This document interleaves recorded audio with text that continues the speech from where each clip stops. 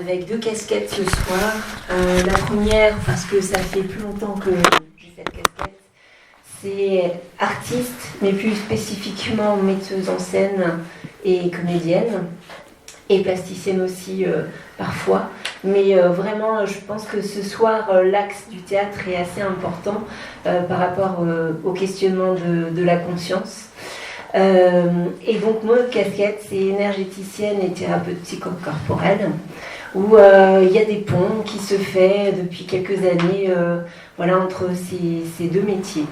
Et pour agrémenter ça, j'ai eu l'occasion de coécrire 5 livres. Voilà, merci. La dernière, voilà, le grand livre des guidances, avec mon amie Caroline Beck. Et voilà, donc je pense que c'est déjà pas mal. Ouais, c'est déjà un bon programme. Patrick, qui es-tu? D'un mot. Oui. Enfin, une phrase. Bonsoir à tous.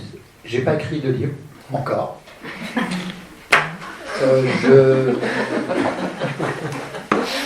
Je fais des lectures d'Annales akashiques depuis environ 8-9 ans. En fait, les lectures d'Annales akashiques, ce sont des accompagnements, ce sont des lectures d'âme. Ça permet aussi aux gens d'avoir plus de clarté dans leur vie et de libérer leurs blessures. Voilà. Bonsoir, donc moi c'est Raphaël Collin, je suis naturopathe et conférencier. Je ne vais pas rentrer dans les détails de ma pratique en tant que thérapeute, mais disons que le sujet de ce soir m'intéresse grandement. J'ai déjà fait des conférences à ce sujet-là et j'ai hâte que nous partagions sur le sujet. À toi. Merci. Donc je suis Stav Arbogast, praticien en hypnothérapie, humaniste. Je le dis rarement parce que l'hypnose c'est de l'hypnose, qu'importe à la limite. Mais comme c'est intimement lié à un état, on va dire, où on met la personne un peu dans le tout, dans l'énergie quantique, donc ça c'est pas mal pour ce soir parce qu'on va certainement en parler. Ou pas. Oui. Bonsoir, je m'appelle Claudine Ertscheid, je suis professeure de lettres et de théâtre aussi, on a un petit point commun. Mais je suis surtout là parce que je participe essentiellement aux ateliers de méditation à la ferme des cœurs conscients et que la méditation, j'y suis venue par l'astrologie et que pour moi c'est vraiment quelque chose d'important pour accéder à la conscience. Voilà. Ok, super. Alors on va démarrer par les questions et on va donner le micro peut-être à notre doyen pour la première question. Alors Patrick, est-ce que tu peux nous dire qu'est-ce que tu as compris de la conscience par les enseignements des annales akashiques? Alors, pour moi, au-delà des annales akashiques, il y a 3 types de conscience que j'aimerais aborder ce soir. Alors, bien évidemment, l'angle spirituel, grâce aux enseignements des annales akashiques. Ensuite, j'aimerais aussi aborder cela sous un angle plus psychologique et faire des liens entre la conscience, entre le mental, l'ego et les différents types de personnalités. Alors, les 3 types de conscience que j'aimerais aborder, c'est la conscience ordinaire, le mindfulness et ensuite la conscience supérieure. Voilà.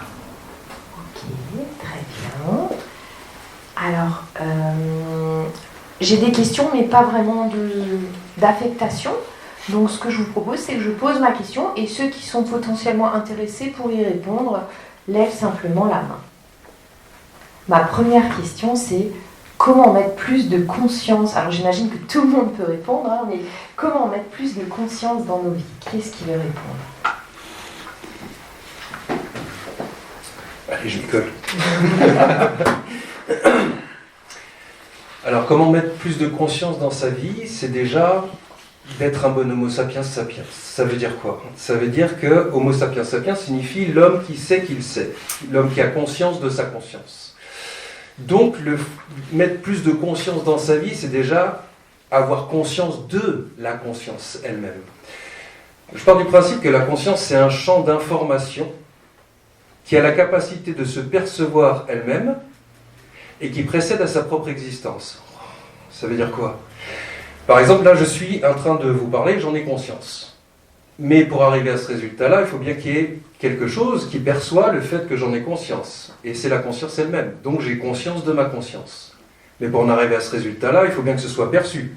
Par quoi? La conscience. Donc j'ai conscience que j'ai conscience de ma conscience. Et on peut aller comme ça très très loin, mais ça va nous mener tard. Donc le simple fait de porter attention et de faire le focus sur ce phénomène de la conscience, parce que la conscience s'expérimente elle-même de manière réflexive par mon expérience que j'en fais.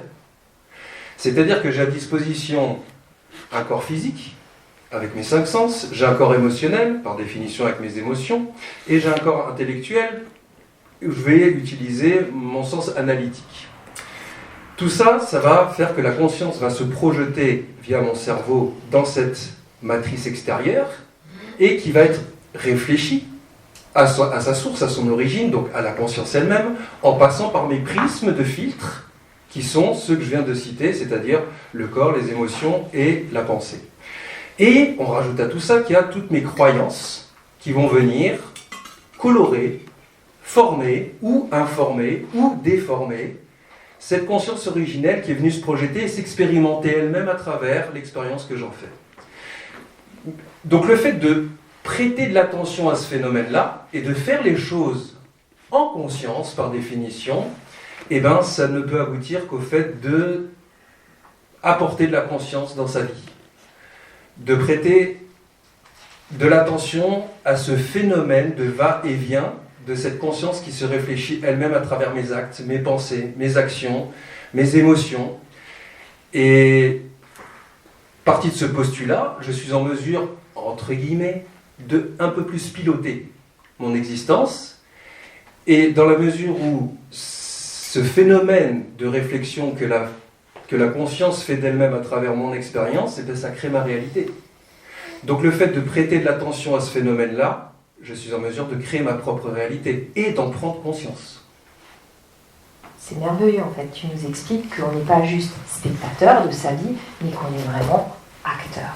Exactement. Merci beaucoup. Ce qui me vient tout de suite, c'est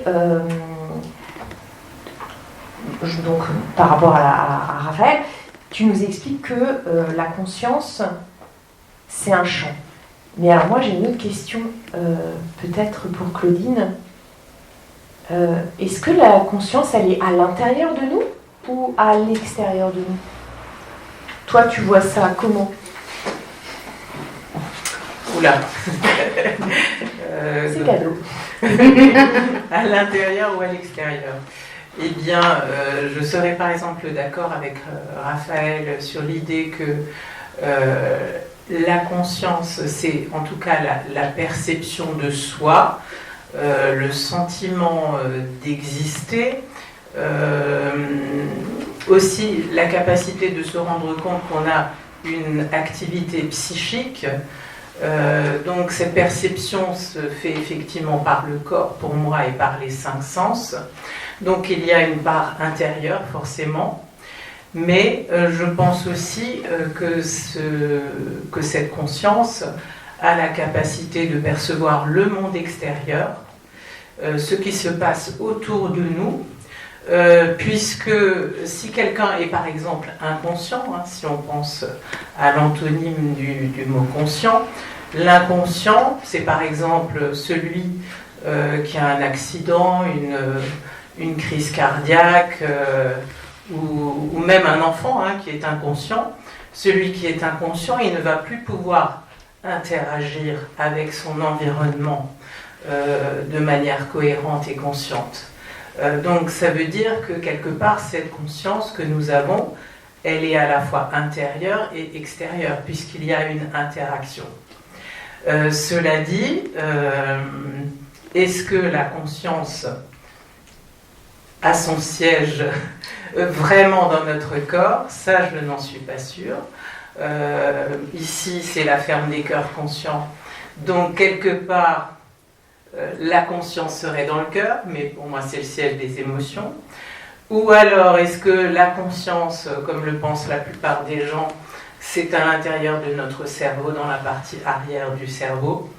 Ou encore, là ce que je viens d'écouter il n'y a pas si longtemps, c'est la conscience, un livre qui s'appelle La conscience intuitive extraneuronale, et c'est Jean-Jacques Charbonnier qui s'appuie sur une thèse de 2014 et qui dit que, en fait, nous avons tous lu des choses sur les EMI, les expériences de mort imminente, qui montrent que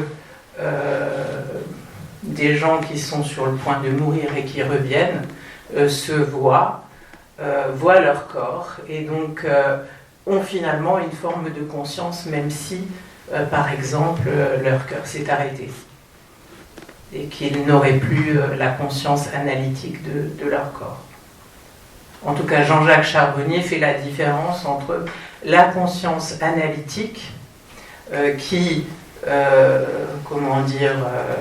régule un petit peu tous nos actes et qui, à un moment donné, pour tout ce qui est un peu paranormal ou qui ne semble pas, comment est-ce que je pourrais dire ça encore, correct, peut laisser en tout cas la place à la conscience intuitive dans des cas où effectivement on est inconscient ou dans les cas où on rêve, etc.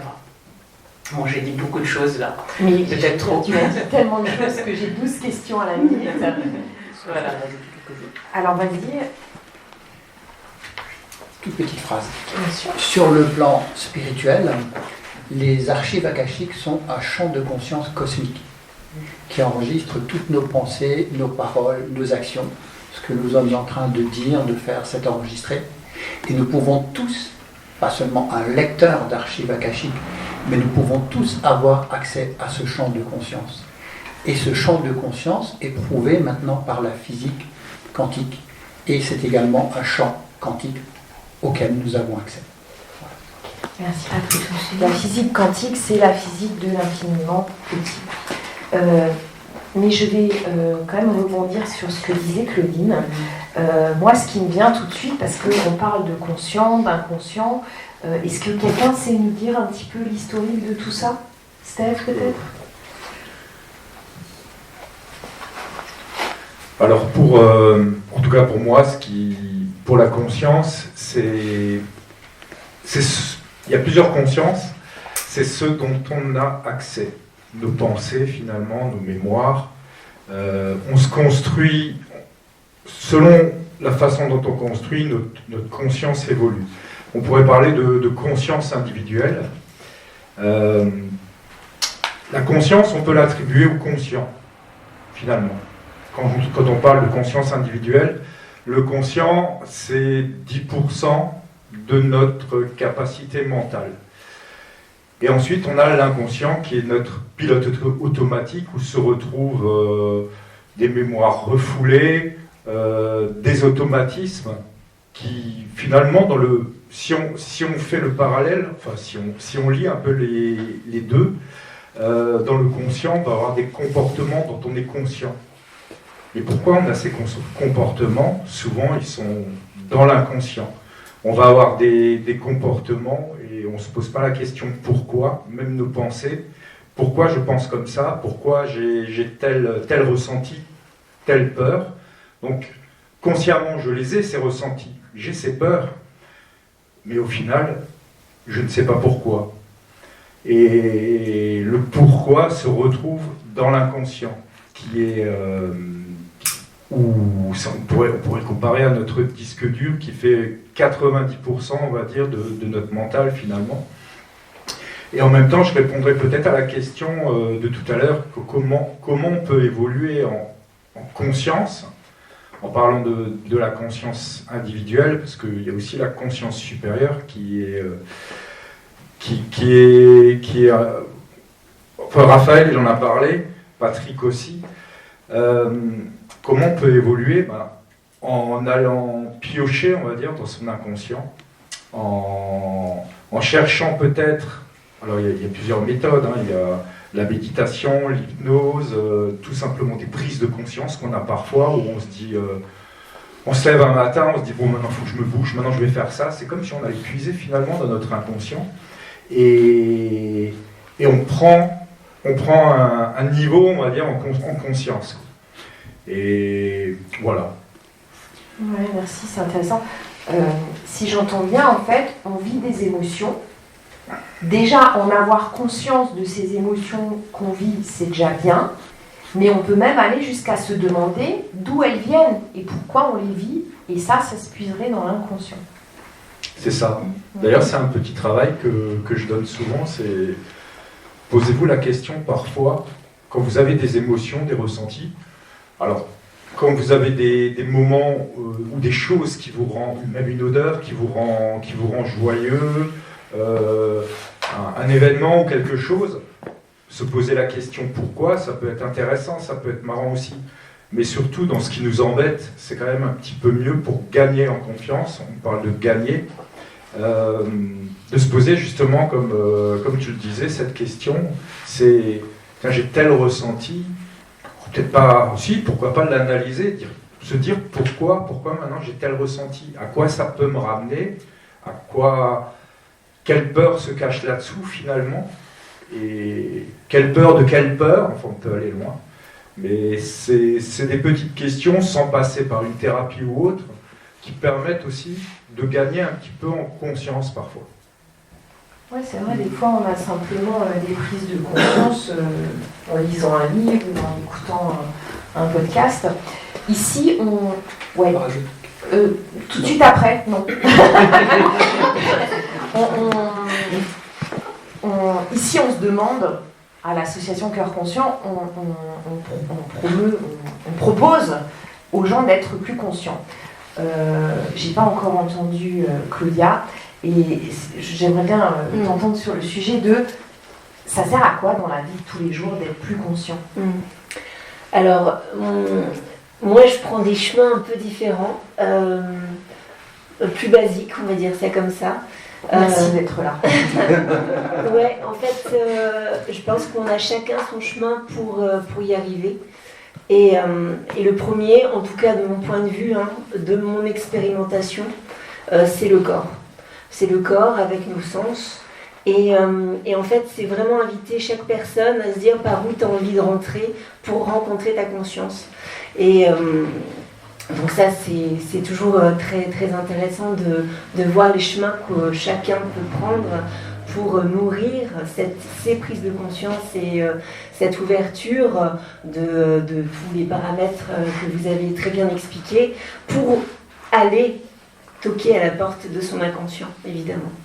Dans le théâtre, en l'occurrence, il y a vraiment cette prise de conscience, mais de notre corps, qui est sur un espace défini. Donc si on le transpose dans notre vie du quotidien, on est dans un espace défini, il y a notre corps qui a cette place-là, avec tout ce qui se joue à l'intérieur, et mon environnement tout autour, qui va me donner des paramètres qui vont faire évoluer cette conscience. Et qu'est-ce que j'en fais ? Est-ce que je la coupe ? Je l'ouvre encore plus ? Enfin voilà, c'est ces va-et-vient en fait qui sont super intéressants quand on se pose tranquillement sur cette question-là. Et en effet, plus on travaille ces prises de conscience, plus on peut aller de plus en plus haut avec l'ancrage de la conscience pour aller vraiment regarder toutes les histoires. Voilà, que Patrick peut raconter avec son outil, enfin voilà, dans l'hypnose, dans ces liens qui nous donnent de nouvelles prises de conscience, mais qui seront passées par notre inconscient en fait. C'est très juste ce que tu dis. En fait, vous voyez, on a toute une brochette de spécialistes de la conscience, et en fait, je crois que ce qu'il faut retenir, c'est qu'il n'y a pas un chemin vers la conscience. Mais du coup, j'aurais bien voulu écouter Patrick, qui est vraiment spécialiste des archives akashiques. Oui. Au-delà des archives akashiques, toutes les traditions spirituelles, en tous les cas, toutes celles que j'ai pu étudier, ça fait 35 ans que je cours après ce savoir. Je veux dire que tu es très très vieux, mais... Et juste en un mot, toute conscience vient de la conscience supérieure, qui est au-delà du mental. Et je dirais juste un mot de Rumi, qui disait en fait, tu n'es pas une goutte dans l'océan, tu es l'océan dans une goutte. Et je crois que cette métaphore... Ça me donne la chair de poule, je sais pas vous, mais moi, être l'océan, ça me donne la chair de poule. Merci Patrick pour cette... Ce qu'on appelle une poule mouillée, l'océan, poule, tout ça. Merci. Tiens. C'est ce bien. Je vais juste rajouter une chose qui ressort dans l'intervention de chacun de mes collègues, c'est que pour avoir conscience de la conscience, pour mettre plus de conscience dans sa vie, pour aller chercher l'inconscient, pour régler des problèmes, etc., il y a un aspect qui doit ressortir qui est la volonté.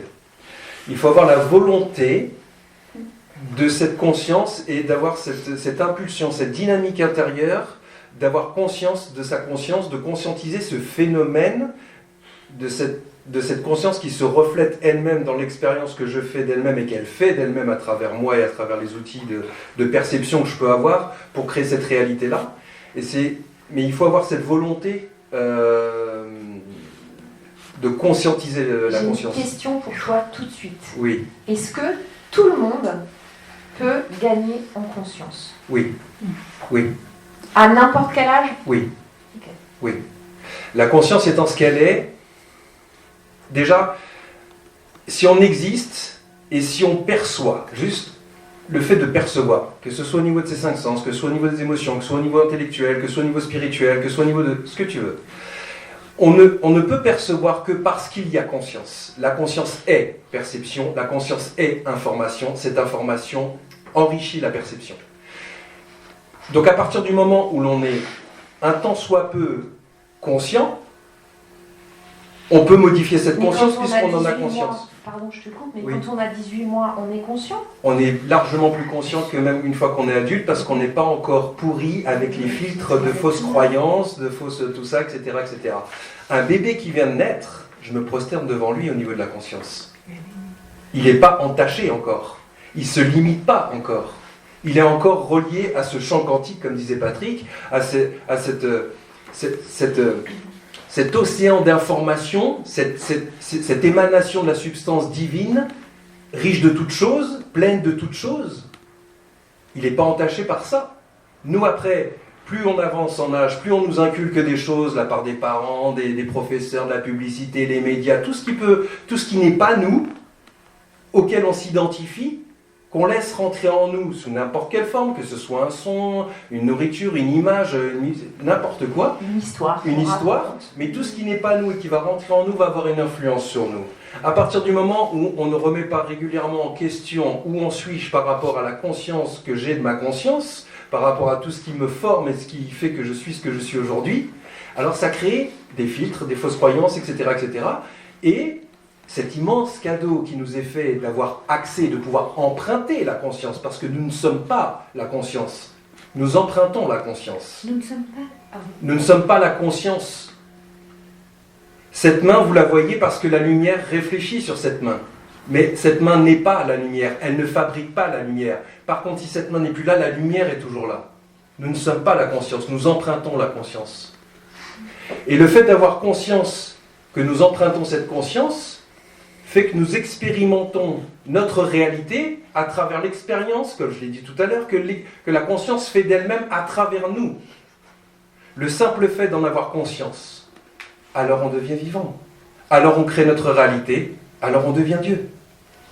Merci. Alors Claudine, comment tu fais toi pour devenir Dieu? On peut pas y Est-ce qu'il existe? Je n'ai pas cette prétention. Non, mais on plaisante, mais très, très concrète. À l'âge que tu as fait un chemin de vie avec des choses faciles, des choses moins faciles. Qu'est-ce que tu as fait, toi, pour gagner en conscience? Tu nous parlais un peu de l'astrologie. Oui. Alors, je pense que tous, à certains moments de notre vie, on se pose des questions, on vit des bouleversements, des ruptures, des morts. Et bien, on va dire que ça m'est arrivé à moi comme à d'autres. Mais en 2014, donc ça fait 11 ans seulement, eh bien, quelqu'un m'a dit, voilà, bon, j'étais allée voir un psy, bon, ça nous arrive à tous, et quelqu'un m'a dit, tiens, tu devrais peut-être contacter un astrologue, passer par l'astrologie, ça te donnerait un autre éclairage. Et puis, bon, moi, l'astrologie, c'est vrai que ça, c'était pas quelque chose en quoi je croyais. C'est l'horoscope, quoi. Croyance.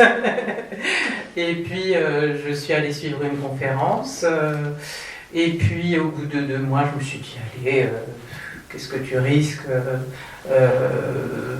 va laisser faire ton thème astral. Ça m'a, comment dire, il y a eu quelques prises de conscience. Et puis j'ai décidé de pratiquer des ateliers de méditation en astrologie. Alors qu'est-ce que c'est concrètement un atelier de méditation en astrologie? Il s'agissait donc de faire d'abord une méditation classique, une phase de relaxation, et puis ensuite l'astrologue guidait pour rencontrer soit des signes, des planètes sous la forme de dieux intérieurs, puisque chaque planète en fait a son équivalent dans la mythologie grecque et romaine, hein, par exemple, voilà, la planète Mars par le biais du dieu Mars, l'amour par le biais de la déesse Vénus, etc. Voilà. Et donc après cette méditation, enfin, on avait des images, on devait essayer de rencontrer ce dieu ou cette déesse, par exemple.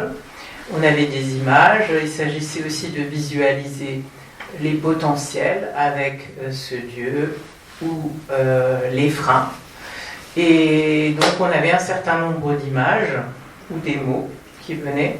Et après la méditation, on mettait par écrit ce qu'on avait vu, l'équivalent de ce voyage intérieur, hein, parce qu'on peut l'appeler comme ça, la méditation. Les mots, les images, on dessinait, etc.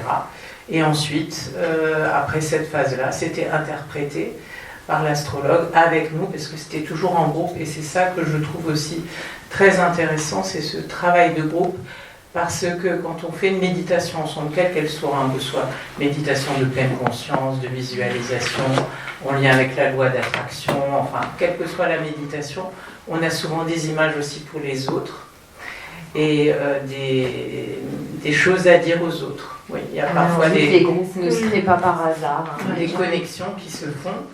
Et par ce biais-là, bon, j'ai suivi plusieurs cycles d'ateliers de méditation par l'astrologie, mais j'ai appris énormément de choses sur moi, donc j'estime avoir gagné en conscience, on va dire, pour comprendre mon chemin et ma quête à moi. Et ensuite, je suis venue ici, à la ferme des cœurs conscients, et déjà avant un bar, bon, pour des conférences, etc. Et ici, donc pareil, c'est le cercle quand même qui apporte beaucoup. Et je dois dire, parmi les méditations en tout cas qui m'ont le plus marqué, c'est par exemple avec Steve, la méditation sur l'enfant intérieur. Hein, je l'ai encore dans ma tête. Et je sais que cet enfant intérieur que j'ai vu, j'ai réussi ensuite à le faire progresser en reprenant cette méditation et en lui demandant de se transformer, de se métamorphoser. Cet enfant intérieur, il a vraiment changé.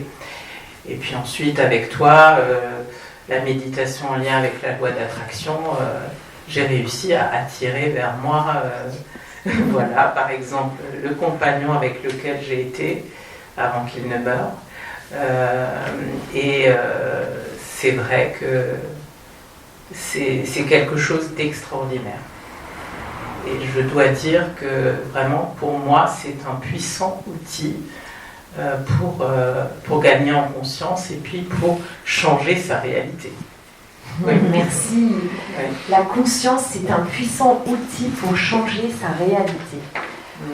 Du coup, ce qui me vient, c'est, suite à tes propos, Claudine, donc pour gagner en conscience, il faudrait aller sur un chemin de connaissance de soi, il faudrait apprendre à mieux se connaître. Les deux. On va écouter les deux. Oui, j'avais envie de rebondir par rapport à ce développement personnel, cette évolution, cette volonté comme disait Raphaël, la volonté d'y aller, de rencontrer, c'est vrai que ça peut passer par des états de conscience modifiés. là avec la méditation, tu l'as très bien expliqué, et faire ce va-et-vient, se permettre d'expérimenter. Je ne me rappelle plus ta question, mais je continue quand même dans le chemin. En fait, Je ne suis qu'un autre. donc cette possibilité d'aller rencontrer des outils pour être dans un état de conscience modifié permet en effet de revenir avec un bagage conscientisé de ce qu'on peut faire de bon pour soi pour avancer sur notre chemin. Patrick.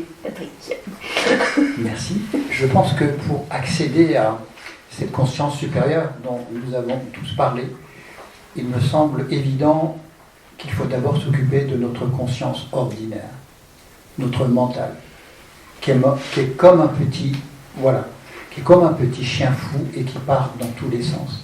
Et je pense qu'il n'y a pas d'évolution spirituelle s'il n'y a pas d'abord un chemin psychologique à faire.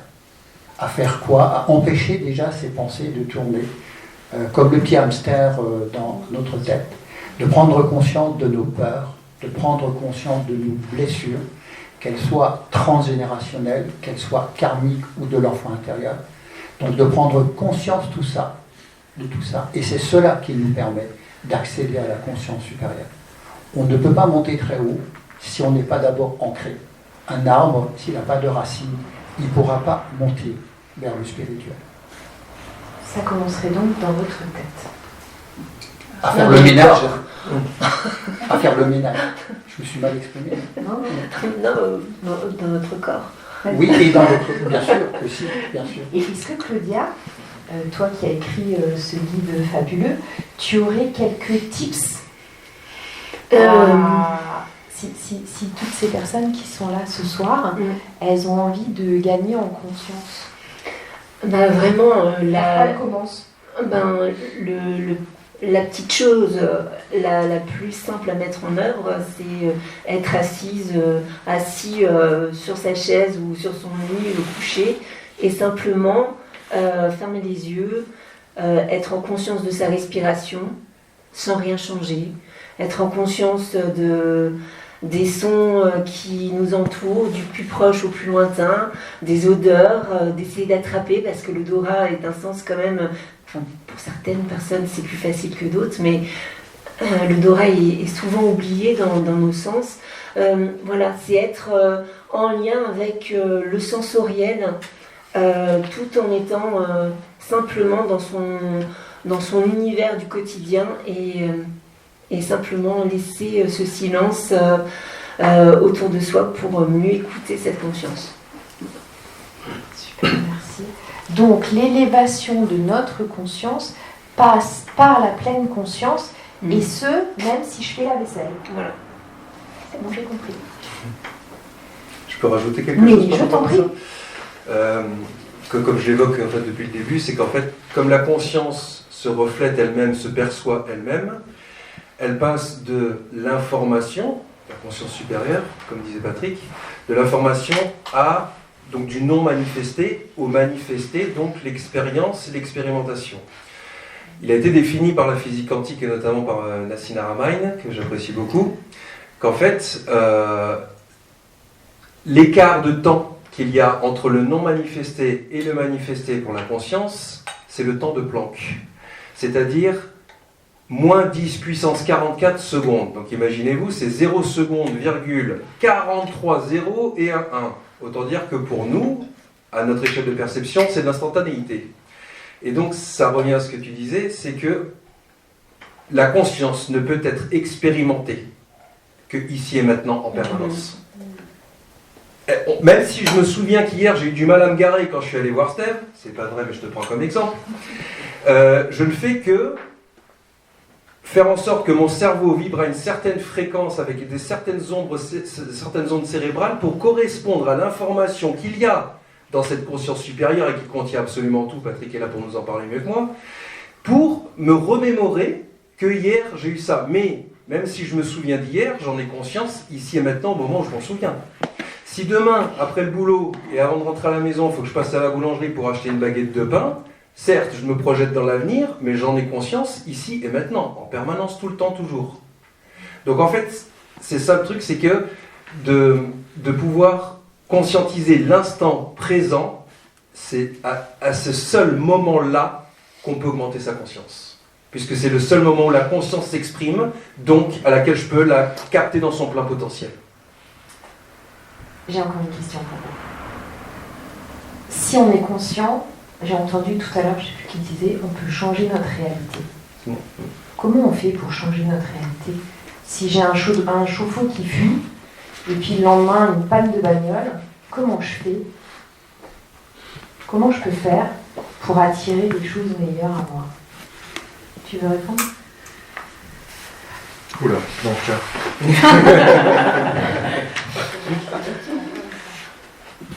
alors on est toujours dans le quantique, je savais qu'on en parlait.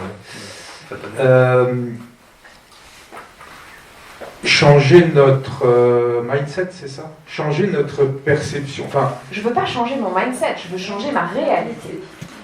Changer sa réalité, c'est un petit peu, en parlant un petit peu de manière basique, c'est un peu quand on voit le verre à moitié vide et à moitié plein, c'est tout simplement remplir son verre, c'est le voir plein, c'est peut-être changer, positiver, quoi. Prendre les choses de manière beaucoup plus positive, penser à la gratitude de ce qu'on est, de ce qu'on a. Parfois c'est pas facile, parfois... Mais prendre plutôt, regardez, c'est comme un peu quand on compare à nos petits problèmes. Ça, je le fais souvent en séance, où la personne, elle décrit sa vie, et elle se noie dans un problème. Et je lui demande toujours de prendre ce problème qui a priori est un problème qui peut des fois la miner tous les jours, et de la mettre dans une boule d'énergie. Je ne lui dis pas la taille. Et j'induis en elle tout ce qu'elle a, tout ce qu'elle est, l'énergie qu'elle émane d'elle, tout son vécu, ce dont elle est fière, enfin, ses compétences, ses fiertés, ce qui la rend heureuse, les choses positives dans sa vie. Et au final, tous, mais alors je dirais tous, ils voient le problème dans une petite boule noire, et eux, ils se voient dans une immense boule d'énergie blanche. Finalement, quand je fais le comparatif, je dis, moi, finalement, par rapport à vous, ce souci, il est quoi? Il a quelle taille? Puis les personnes, ils me répondent, mais tous, j'ai jamais eu quelqu'un qui voit une grosse boule noire, et eux, ils étaient tout petits. Ils disent, bah, c'est tout petit, quoi. Je l'avale, je le noie. C'est un petit peu ça, c'est prendre de la hauteur sur les choses, c'est voir ce qui est bien plutôt dans notre vie, plutôt que les petits soucis qu'on a. Et du coup, c'est la loi de l'attraction, on envoie cette information finalement dans le quantique. Et dans ces champs d'information, cet immense champ d'information, et qui nous revient, et tout simplement, il y a de grandes chances que notre vie change déjà, et que notre perception des petits soucis de cette réalité finalement qu'on trouve parfois négative devienne finalement, pas vraiment qu'ils soient transparentes et deviennent positives, quoi. En tout cas, anecdotique. Attends, je vais juste reformuler, je te donne la parole. Donc, si je veux être plus conscient, pour ouvrir ma conscience et pour changer ma réalité, je peux penser positivement, rehausser mes énergies, et ouais, oui voilà. C'est ça. Ok, ça marche. Merci. Tu voulais rajouter, Patrick? Oui, je suis tout à fait d'accord avec ce que tu dis, Steve. Je pense qu'on a tous des problèmes, et on en aura tous. C'est notre lot, un petit peu en tant que terrien, notre lot humain. Ce que moi j'ai compris dans les différentes traditions spirituelles, c'est que face à un problème, c'est d'être beaucoup moins dans la réaction, mais plutôt être dans ce qu'on appelle, dans cette position de l'observateur. L'observateur de nos états internes. Là, ça passe par le corps, hein, pour rebondir sur ce que tu disais. voilà, j'ai une grosse tuile, comment je réagis physiquement? Est-ce que j'ai mon cœur qui bat? Est-ce que j'ai des pensées qui tournent en boucle? Qu'est-ce que j'ai comme émotion? Et le simple fait de remarquer cela, on prend de la distance. Et il y a déjà 50% de ce qui se passe en nous qui est atténué. Après, il y a différentes choses à faire, mais ça me paraît vraiment important. Prendre conscience, respirer et redescendre. Voilà, absolument. Tu voulais rajouter, Claudine? Et dans cet instant présent de la grosse tuile, c'est... Ça te parle aussi, hein? Oui, c'est Christophe André qui dit les problèmes, c'est le loyer de la vie, en fait. Oui, c'est... Alors peut-être que ça vient pas forcément tout de suite, hein, mais c'est de ne pas être en résistance. Le fait justement d'être en lien avec ses sensations, ses émotions, prendre le recul, ok, je vois la chaudière qui a claqué, etc. Mais tout ce travail-là fait qu'il y a de la créativité qui va jaillir, parce qu'il va y avoir de la place pour se mettre en action et trouver le chemin pour changer sa réalité, en fait. Et donc c'est ça, c'est aussi ce lien dans les prises de conscience, mais dans la conscience du quotidien, c'est qu'il y a de la place pour que ça respire et pour que ça amène une manière de co-créer entre soi et voilà, plus grand que et soi. plus grand que soi, comment on co-crée sa vie. J'adore. Merci. Alors, je n'ai pas suivi l'heure, mais je pense que vous avez beaucoup parlé. Et je pense que vous avez, merci Bernadette, vous avez ouvert beaucoup de portes. Et je vous propose, cher public, vous avez peut-être l'une ou l'autre question pour nos intervenants. Pas du tout, vous n'êtes pas curieux, le sujet ne vous intéresse pas. Non, j'ai répondu à tout, quoi. Rien à dire. Alors déjà, merci beaucoup, c'est super... merci. C'était super intéressant et en plus je fais plein de liens avec l'événement d'hier parce qu'on avait comme invité un docteur en physique quantique. J'ai pas forcément tout compris, donc ce que j'ai compris par contre c'est que la conscience c'est vraiment quelque chose de complexe et qui a plein de facettes et c'est ce qui rend le sujet très intéressant. Et moi la question que j'avais c'est donc on a parlé d'évoluer en conscience. Ma question c'est comment inspirer, pour ne pas dire forcer, parce que l'idée c'est pas d'être autoritaire, mais comment inspirer les gens à gagner en conscience. Nous on a conscience que c'est bien de gagner en conscience, mais ceux qui n'en ont pas conscience, comment est-ce qu'on les inspire, comment est-ce qu'on les motive? Comment on motive, comment on inspire quelqu'un qui n'a pas conscience qu'il est inconscient? Merci. Merci. Je crois que...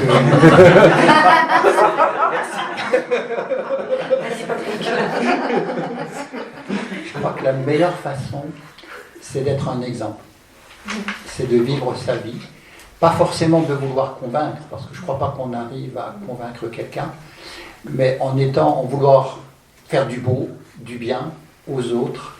Et à un moment donné, je pense qu'il émane, on revient à cette notion du cœur qu'on n'a pas encore évolué, mais quand notre cœur se met à rayonner, l'énergie quantique, on peut dire, l'énergie du cœur qui est phénoménale, elle va toucher les gens.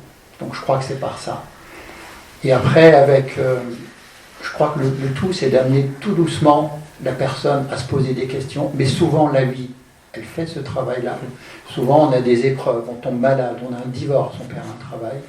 Et là, c'est le moment où on se pose des questions, et là on peut aller voir un thérapeute, une astrologue, un hypnothérapeute, un consultant en annales akashiques ou quelqu'un, voilà. Tous les thérapeutes peuvent apporter quelque chose. Voilà. Mais généralement, on se prend un petit coup quand même derrière la nuque.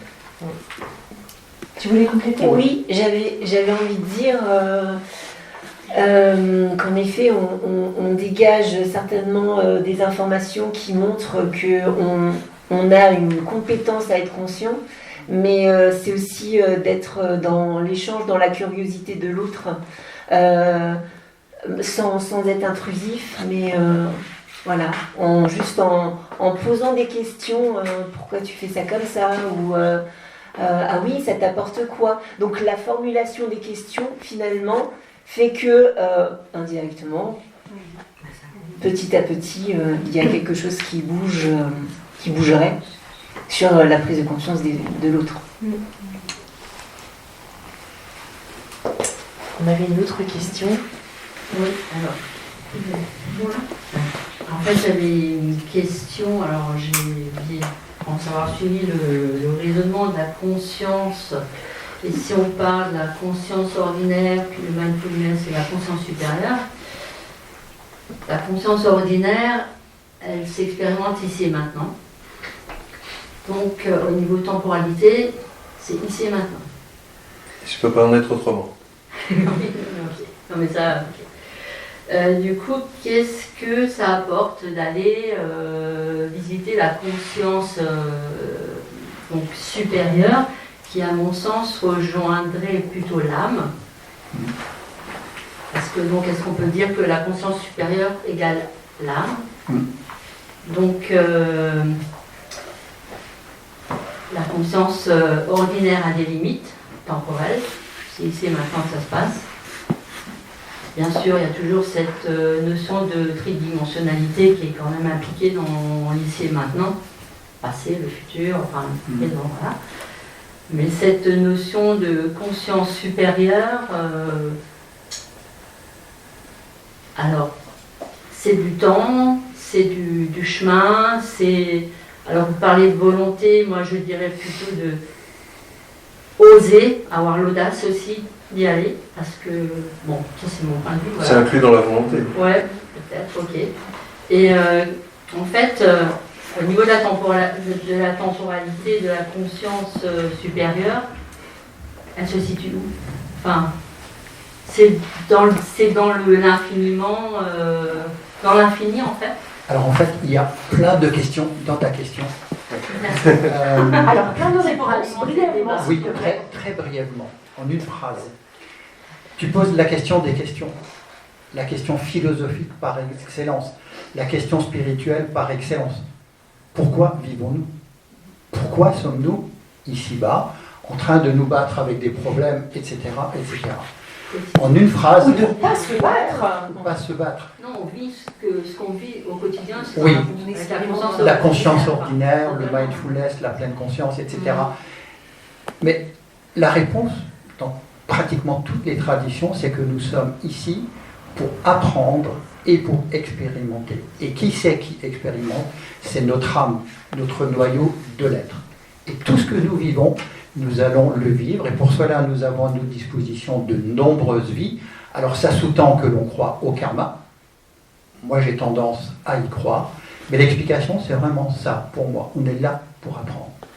Mais enfin, par expérience, en fait, j'estime que prendre déjà conscience de qui l'on est, ce qu'on fait, enfin ce qu'on doit faire, enfin prendre conscience de notre devenir aussi, en même temps, tout ça en même temps, est déjà tellement riche. Alors après, je dis pas qu'il faut pas... C'est un bon début en tout cas, ouais. Qu'il faut pas y aller, hein, je veux dire, c'est pas ça que je dis, mais je trouve que c'est tellement, déjà tellement riche, et puis après, le mental, donc cette conscience ordinaire que vous êtes, comment dire, que vous définissez par le mental, alors il n'y a pas que le mental, il y a le corps, comme disait votre la voisine. Ça, on est tout à fait d'accord que c'est une globalité. Je trouve que c'est déjà tellement riche. Alors quel intérêt? Quel est l'intérêt? Je n'y suis jamais allée, mais je me positionne pas du tout sur un plan spirituel. Je sais pas ce que vous voulez dire. Je te laisse après. Vas-y. T'es dans la dynamique. En un mot, alors ça c'est encore... C'est pas du tout, oui. pardon, quand je dis quel intérêt, c'est pour tout le monde, enfin voilà, c'est... pas que... Là on est vraiment dans des levels très hauts en spiritualité. En une phrase, ce que disent beaucoup de personnes qui ont beaucoup cherché, des chercheurs, en fait, ça porte sur la notion de Dieu ou la source, ou voilà, en fait, on est là. Et en une phrase, ce que j'ai du mal, mais je pense que je commence à comprendre, c'est Dieu, c'est la source qui s'expérimente à travers nous et à travers tout ce qui vit. Voilà. Autrement, je ne peux pas dire plus parce que ça me dépasse. C'est exactement ça, et en fait on en arrive à ce que je disais tout à l'heure, c'est-à-dire que la conscience s'expérimente elle-même à travers nous, mais la conscience est Dieu, Dieu est conscience. C'est pour ça que j'ai dit tout à l'heure, ça fait rire, mais on est des dieux. Je suis face à un petit lac, d'accord ? Je jette un caillou dans l'eau. Le point d'impact va créer une onde de choc qui va créer des légères vaguelettes, mais je fais le focus uniquement sur ça. Donc pour moi, le simple fait d'avoir mis un caillou dans l'eau, j'en conclus, et je fais l'expérience et je conscientise que ça a des effets de vaguelettes. Mais est-ce que le fait que moi je me concentre uniquement sur ces petites vaguelettes, ça empêche le reste du lac d'exister ? Non. C'est juste que j'ai pas fait le focus dessus. J'ai pas eu la volonté de prendre du recul et d'avoir une perception beaucoup plus large de ce qui est déjà préexistant, mais qui n'est pas dans ma conscience au moment où je l'observe. Ah oui, donc en fait, ce qu'on appelle la conscience supérieure, cette substance divine, comme je l'appelle, cette conscience supérieure comme l'appelle d'autres, après c'est qu'une question de vocabulaire, mais on parle bien de Dieu. D'accord ? Il est déjà là. Vous êtes déjà dedans. C'est juste que vous n'en avez pas conscience. Et c'est pas inatteignable, c'est pas inaccessible. Vous y êtes déjà. C'est comme si je rentre une fois de plus dans un lac, je vois un poisson et je dis poisson, c'est quoi l'eau ? Il va me dire je sais même pas de quoi tu me parles. Parce qu'il a toujours connu ça. Il voit que ça, il est entouré de ça. Il n'en a même pas conscience. Oui, mais donc très bien, je suis tout à fait d'accord. Enfin, je rejoins ce que vous évoquez là. C'est juste d'avoir peut-être compartimenté, c'est conscience ordinaire, conscience supérieure. Pour moi, c'est un tout, quoi. Donc voilà. Alors, est-ce qu'il faut le comparer C'est des poupées gigognes. C'est des poupées gigognes. Ouais. C'est simplement la volonté personnelle qu'on a de conscientiser sa propre conscience, donner plus de conscience à son existence, donner plus de conscience à la vie. Et c'est cette volonté, donc le fait de oser, comme vous avez dit, mais ça revient au même, de vouloir prendre plus d'ampleur. Notre capacité à utiliser et à emprunter la conscience doit se dilater, doit prendre plus d'ampleur. Mais c'est qu'une question de volonté. Si je conscientise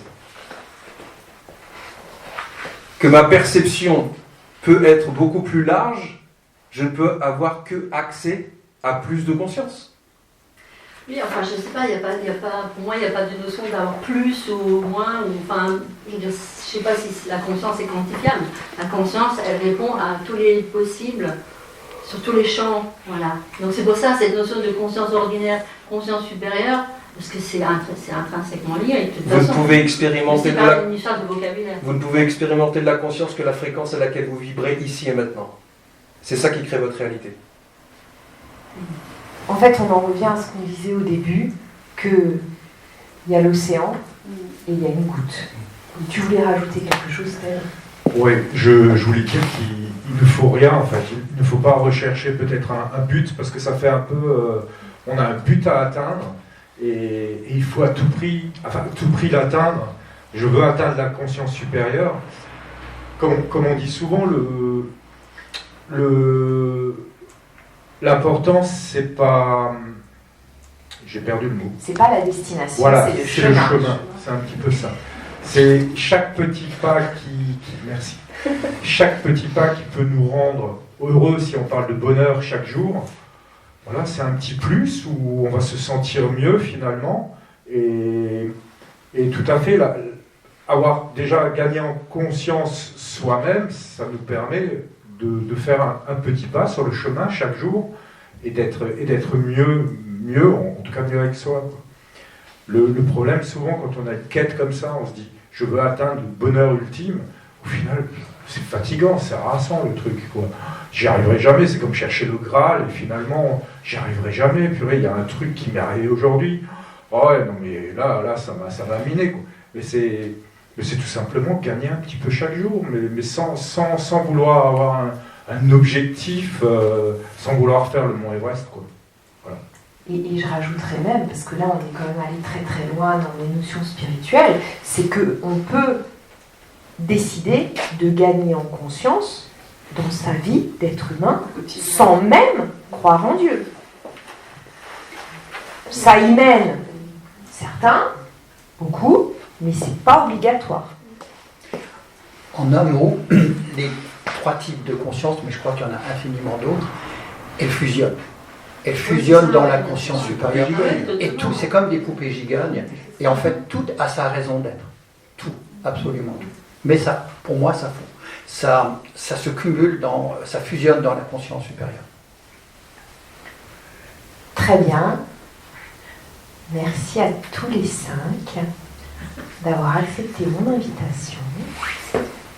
On va s'arrêter là parce qu'on pourrait faire toute la nuit. Enfin, après, on pourra boire un thé et continuer à discuter, mais la soirée officielle va s'arrêter là. J'en profite juste pour faire un petit peu notre com.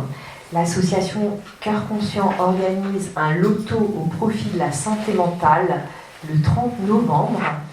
Et nous vous proposerons les week-ends du 6 et 7 décembre un forum de la conscience pour aller beaucoup plus loin à Bar. Merci à tous et à bientôt. Merci.